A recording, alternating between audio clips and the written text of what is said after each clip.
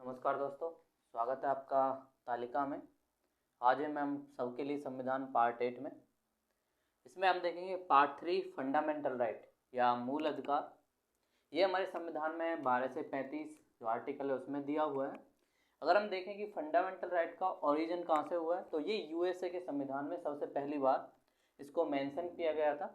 ये व्यक्तियों को कुछ अधिकार थे जो राज्य को देने थे, क्योंकि उनके जीवन के लिए वो नेचर के लिए ज़रूरी है, उनके जीवन में कुछ भी चीज़ नहीं करने के लिए वो ज़रूरी है, जिससे कि वो जीवन में आगे बढ़ सकें, अपनी तार्किक सोच को डेवलप कर सकें और राज्य को भी जिम्मेदार ठहरा सकें किसी भी चीज़ के लिए। तो इसलिए संविधान में मूल अधिकार का प्रावधान किया गया। तो किसी भी डेमोक्रेसी या लोकतंत्र में बहुत ज़रूरी है कि व्यक्ति को कुछ अधिकार दिए जाएँ जिसके थ्रू वो काम कर सके बिना निडरता के और बिना किसी इसके कि सरकार उससे क्या कहेगी। तो ऐसे ही हमारे जो पहला आर्टिकल है आर्टिकल 12, तो इसमें बताया गया कि राज्य क्या है। तो इसमें बोला गया कि कोई भी ऐसा संस्था जो काम करता है सरकार के लिए, या तो पैसे लेता है या सरकार को देता है या सरकार के लिए काम करता है। जैसे मान लीजिए केंद्र सरकार है वो भी राज्य का हिस्सा है, राज्य सरकार है वो भी राज्य का है, पंचायत हो गया, म्यूनसिपैलिटी या एडमिनिस्ट्रेशन में जो भी अधिकारी काम करता है, या किसी की भी नौकरी लगी हुई अगर गवर्नमेंट, चाहे वो ठेके पे हो या फिर वैसे हो कंपलसरी जिसकी वो होती है फुल जॉब पे हो, तो वो भी राज्य का हिस्सा होता है। अगला जो आर्टिकल 13 है ये न्यायालय को अधिकार देता है कि अगर फंडामेंटल राइट के विरुद्ध सरकार या राज्य कुछ भी कानून बनाता है तो उस कानून को ख़त्म कर दिया जाए, या जिस लेवल तक वो कानून उसको खतरा पहुंचाता है किसी अधिकार को तो उसे थोड़ा कम कर दिया जाए।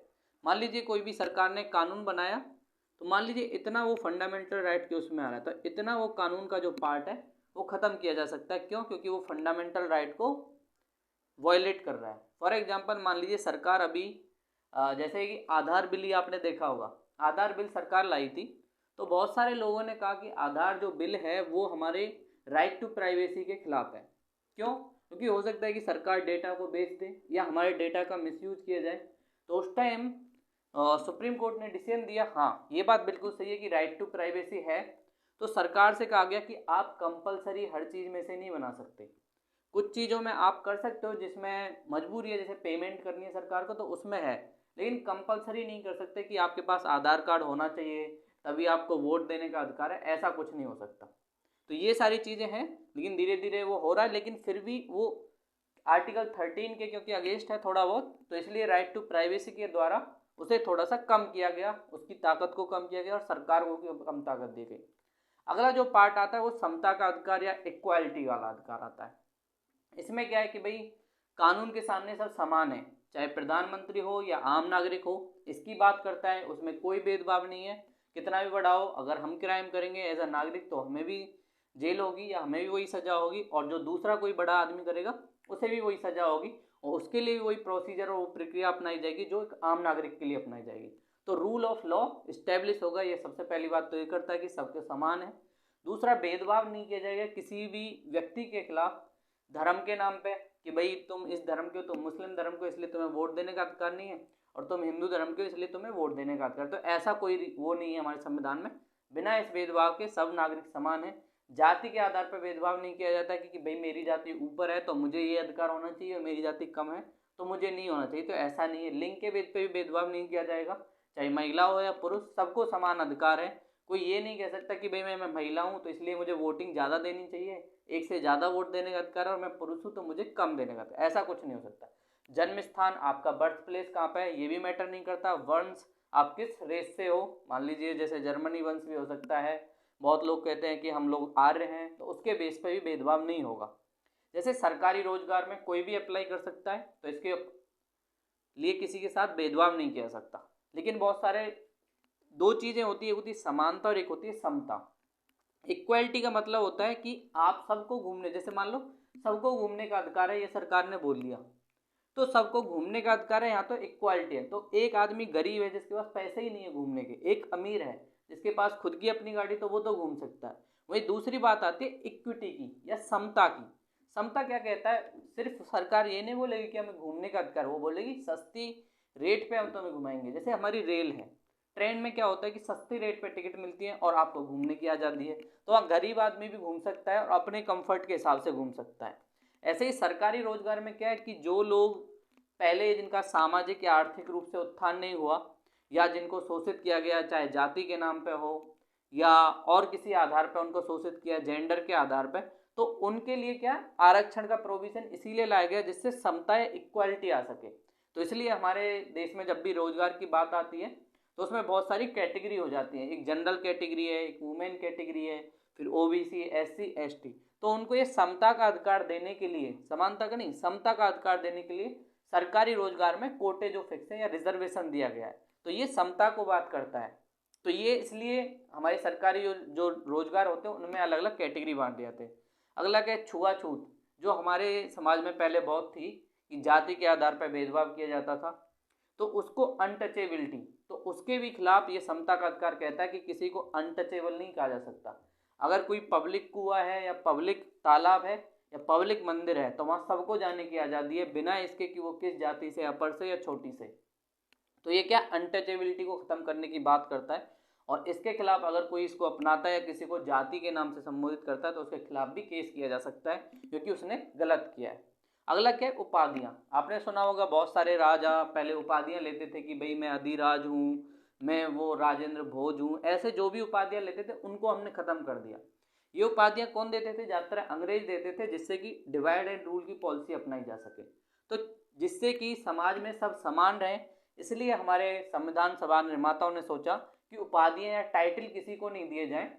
लेकिन एक केस गया सुप्रीम कोर्ट में कि जो सरकार पद्मश्री, पद्म विभूषण या भारत रत्न जो अवार्ड देती है, क्या वो टाइटल नहीं है? तो सुप्रीम कोर्ट ने कहा नहीं, वो टाइटल नहीं है, वो अवार्ड है।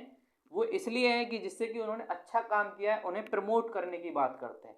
लेकिन कोई भी व्यक्ति अपने नाम के आगे या पीछे उन अवार्डों का उपयोग नहीं कर सकता। जैसे सचिन तेंदुलकर को अवार्ड मिला भारत रत्न, तो वो अपने आगे ये नहीं लिख सकते भारत रत्न सचिन तेंदुलकर, ऐसे नहीं होगा। अगर उन्होंने ऐसा किया तो उन्हें अपना अवार्ड वापस देना होगा। वो भारत रत्न इसका सूच है कि आप ब्रैकेट में लिख सकते हो कि हाँ भाई हमें भारत रत्न मिला है, लेकिन आप अपने नाम के साथ ये नहीं जोड़ सकते कि भारत रत्न है हम। तो ये चीज़ गलत हो जाती है, तो इसलिए बोला गया कि वो अवार्ड है तो अवार्ड की आज़ादी है। ऐसे ही हमारे डिफेंस में बहुत सारे अवार्ड वो भी दिए जाते हैं, वहाँ अलग मैटर है कि आप भाई जनरल हो या कमांडिंग ऑफिसर हो, वहाँ अलग हायरार्की है। तो इसलिए, या शिक्षा में हमें दिए जाते हैं, जब हमें शिक्षा दी जाती है तो किसी के पास एमबीए की डिग्री होती है, किसी के आगे डॉक्टर लगता है, तो वो अलग चीज़ है, वो एक्सेप्शन है। लेकिन वैसे कोई अपना नाम ये अधिराज ये सारी चीज़ें नहीं कर सकता, या मैं इस जाति का हूँ तो मैं ये करूँगा ये करूँ, ऐसे नहीं कर सकता। अगला जो हमारा आता है फ्रीडम या स्वतंत्रता। हमें कई तरह की स्वतंत्रता है, 19 से 22 में स्वतंत्रता है, जैसे बोलने का, एक्सप्रेशन का अधिकार है, हम अपनी बात कह सकते हैं या किसी लिख सकते हैं, किसी भी फॉर्म में पिक्चर बना सकते हैं, तो ये अधिकार स्वतंत्रताओं की बात करता है। लेकिन ये जो स्वतंत्रता है ये लिमिटेड है, ऐसा नहीं है कि आप कुछ भी करोगे। तो लॉ एंड ऑर्डर के बेस पे आपकी स्वतंत्रता को रोका जा सकता है, नैतिकता के बेस पे, मोरालिटी के बेस पे रोका जा सकता है। फॉर एग्जाम्पल मुहर्रम का अगर वो निकल रहा है तो आप जैसे मान लो मारते हुए जा रहे हैं, तो छोटा बच्चा है तो उसको खतरा हो सकता है, तो आपको एक जोन में बोला जा सकता है कि आप इतना करो, लेकिन ऐसा मत करो जिससे आपके स्वास्थ्य पे खतरा हो, लॉ एंड ऑर्डर बिगड़े और साथ में बच्चों को डर लगे। मतलब नैतिक रूप से वो एक तरीके से, आप गली मोहल्ले में या एक कुछ लोग रहते थे अघोरी लोग जो हड्डियां पहनते थे, तो उसको भी केस जब आया था तो वो बैन कर दिया था बंगाल में, इसी बेस पे कि वो मोरल रूप से सही नहीं है और हेल्थ पे बहुत इफेक्ट पड़ता है, बच्चे हों बुजुर्ग हों उनके। तो ऐसी चीज़ों को रोका जा सकता है। और अगला क्या है, अपराधों के लिए दोष सिद्धि। आपको किसी भी अपराध के लिए दोष जब लगाया जा सकता है जब सबूत हो, वारंट हो। ऐसे नहीं कि पुलिस का मन किया और आपको गिरफ्तार कर लिया, तो ऐसे नहीं किया जा सकता। आपके कुछ अधिकार हैं, आपको पूछने के अधिकार है कि भाई मैंने कौन सा कानून तोड़ा है या मैंने कौन सा क्राइम किया, आपको अपने वकील से बात करने का अधिकार है, आप सारी चीज़ें पूछ सकते हैं और उसके बाद ही पुलिस आपको गिरफ्तार कर सकती है। अगला क्या है, जीवन या व्यक्ति की गरिमा, रेस्पेक्ट, कि सभी को डिग्निटी के साथ जीने का अधिकार है, आर्टिकल 21। और इसमें सुप्रीम कोर्ट ने बहुत सारे अधिकार हमें दिए हैं, जैसे हमें अपना जीवन साथी चुनने का अधिकार है, हमें सोने का अधिकार है। ये केस आया था रामदेव जी के टाइम में, जब रामदेव जी आंदोलन कर रहे थे जंतर मंतर पर, तो उन्हें रात में 12 बजे उठाया गया था, कांग्रेस का जब टाइम था, तो उस टाइम ये आया कि भाई सोने का अधिकार तो गरिमा से जुड़ा हुआ है, डिग्निटी से जुड़े हुए हैं। तो उस टाइम ये बात बोली गई थी कि सोने का अधिकार फंडामेंटल राइट है, तो किसी को सोते टाइम गिरफ्तार नहीं किया जा सकता। उसे रात में गिरफ्तार पुलिस नहीं कर सकती, सूरज ढलने के बाद उसे ऐसा नहीं कि गिरफ्तार करके ले जाइए, ऐसा नहीं किया सकता। इमरजेंसी में अलग सिचुएशन है, लेकिन आम आदमी के लिए ऐसा नहीं किया जा सकता। तो ये सारे राइट भी इसमें दिए गए। हमारी जो शिक्षा का राइट है, राइट टू एजुकेशन, ये भी कहीं ना कहीं इसी से जुड़ा हुआ है कि भाई हमारे आजकल देखते हो आप कि 8 क्लास तक प्राइमरी जो एजुकेशन है वो सबके लिए, कोई भी जा सकता है सरकारी स्कूल में और पढ़ सकता है। तो ये भी हमारा क्या है, फंडामेंटल राइट है। ये अलग बात है कि भाई उसमें सुविधाएं इतनी अच्छी नहीं है तो सब प्राइवेट की तरफ जाते हैं, और ये सारे हमारे पास संरक्षण है। अगला क्या है, शोषण, कि एक्सप्लॉइटेशन नहीं किया जा सकता आपका। आपने देखा होगा बहुत सारे लोगों को ह्यूमन ट्रैफिकिंग होता है। ह्यूमन ट्रैफिकिंग मतलब किसी इंसान का उपयोग करना दूसरे के लिए, एज अ दास उपयोग करना, या उनसे फोर्स लेबर करवाना, या सेक्सुअल जो काम होते हैं उनसे करवाना, चाहे बच्चे हों, महिला हों या पुरुष, कोई भी हो, अगर ऐसे किसी से कराया जाता है तो वो अलाउ नहीं है। और दूसरा क्या है, बच्चों के लिए कुछ खतरनाक जो फैक्ट्रियाँ होती है, जैसे पटाखे बनाने वाली होगी या माइनिंग वाली होगी, तो वहाँ पे हम किसको लगा नहीं सकते, किसी बच्चे को, कि किसी बच्चे को वहाँ पे हम लगा दें और उसकी बेचारे की जान चली जाए। तो ऐसे आपने देखा होगा जब भी किसी फैक्ट्री के यहाँ से, तो वहाँ पे लिखा होता है पहले से ही कि हमारे यहाँ 18 साल से कम या 15 साल से कम बच्चों को काम करने की इजाज़त नहीं है, हमारे यहाँ कानून बना है।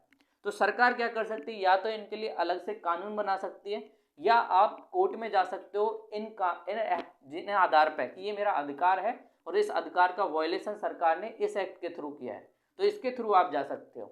अगले जो हमारा पार्ट 9 हो गया, उसमें भी हम संविधान में जो मूल अधिकार दिए उनके अगले पार्ट को देखेंगे। अभी हमने 24 तक किए और 35 तक हैं, तो अगली क्लास में फंडामेंटल राइट हो जाएगा। तो ये जानना इसलिए जरूरी है कि हमें क्या अधिकार दिए गए और उनकी क्या क्या लिमिटेशंस हैं, क्योंकि ये अधिकार लिमिट में है। ऐसा नहीं है कि आप किसी भी लिमिट को तोड़ के अपने अधिकार की डिमांड करो, क्योंकि ऐसा बोला जाता है जहां आपके अधिकार शुरू होते हैं वहीं दूसरे के अधिकार भी होते हैं, तो आपके अधिकार वहीं तक हैं जहां दूसरे के अधिकार शुरू होते हैं। तो आप ऐसा नहीं कह सकते कि भाई मेरा अधिकार है तो इसलिए दूसरे का अधिकार नहीं है। तो आपकी ड्यूटी भी बनती है और आपके अधिकार, तो ये दोनों एक दूसरे के बैलेंस चलते हैं। जहां अधिकार है वहीं आपकी ड्यूटी भी आती है, तो उसी के बेस पर काम चलता है। तो बहुत बहुत धन्यवाद दोस्तों आपको।